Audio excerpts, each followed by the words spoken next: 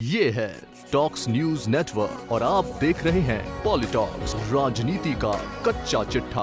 बिहार चुनाव में मिली सफलता के बाद असदुद्दीन ओवैसी अति उत्साहित है। इसी उत्साह में ओवैसी ने हैदराबाद निकाय चुनाव में तेलंगाना राष्ट्रीय समिति से अलग होकर चुनाव लड़ने का ऐलान कर दिया। तेलंगाना सरकार में तेलंगाना राष्ट्रीय समिति को ओवैसी की पार्टी AIMIM का समर्थन प्राप्त है।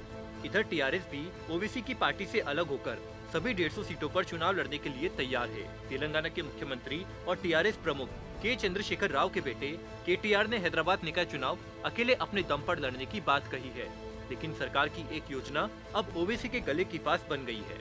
ओवैसी हैदराबाद में चुनाव प्रचार कर रहे थे। इस दौरान उन्हें आमजन से इस योजना का फायदा लेने की मांग से 2-4 होना पड़ रहा है। ओवैसी हैदराबाद में पार्टी सांसद भी है। हैदराबाद निकाय चुनाव में चाहे AIMIM और TRS अलग अलग चुनाव लड़ रहे हो, लेकिन स्थानीय जनता इसे मानने को बिल्कुल भी तैयार नहीं है। जनता असदुद्दीन ओवैसी से तेलंगाना सरकार द्वारा घोषित बाढ़ राहत राशि की मांग कर रही है। जनता सरकार की योजना का लाभ असदुद्दीन ओवैसी से मांग रही है। ओवैसी को इस वजह से चुनाव प्रचार के दौरान असहज की स्थिति का सामना करना पड़ रहा है।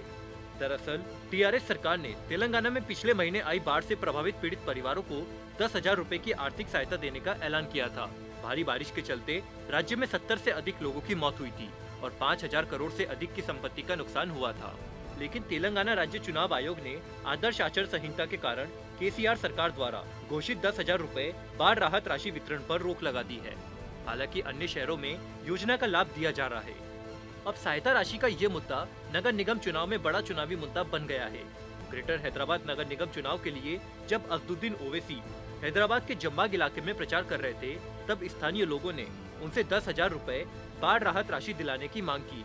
असदुद्दीन ओवैसी ने जनता को काफी समझाने का प्रयास किया कि 4 दिसंबर को चुनाव नतीजे आने के बाद सरकार बाढ़ राहत राशि के चेक देगी, लेकिन बाढ़ से प्रभावित लोग कुछ सुनने को तैयार नहीं हैं। यहाँ ओवैसी को प्रचार कार्य में काफी उपाहों की स्थिति का सामना करना पड़ रहा है।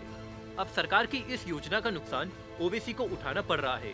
नगर निगम चुनाव 1 दिसंबर को है और नतीजे 4 दिसंबर को घोषित किए जाएंगे। वहीं बिहार चुनाव में सफलता के बाद ओवैसी पश्चिम बंगाल, यूपी और राजस्थान में भी चुनाव लड़ने का दम भर चुके हैं। ऐसे में उनके गृह क्षेत्र में हो रहे निकाय चुनाव उनकी और उनकी पार्टी की प्रतिष्ठा से जुड़े हुए हैं। इधर बीजेपी इस मौके को अच्छे से भुनाने में कोई कोर कसर नहीं छोड़ रही। बीजेपी AIMIM और TRS पर गुप्त समझौते के आरोप लगाकर लगातार हमलावर है और अपने प्रचार में भी यही प्रसारित कर रही है कि दोनों पार्टियां अलग होकर भी एक है। यही संदेश जनता में भी जा रहा है। इसलिए जनता सरकार की योजना का लाभ असदुद्दीन ओवैसी से मांग रही है। पॉलिटॉक्स ब्यूरो, दिल्ली। ये है टॉक्स न्यूज नेटवर्क और आप देख रहे हैं पॉलिटॉक्स, राजनीति का कच्चा चिट्ठा।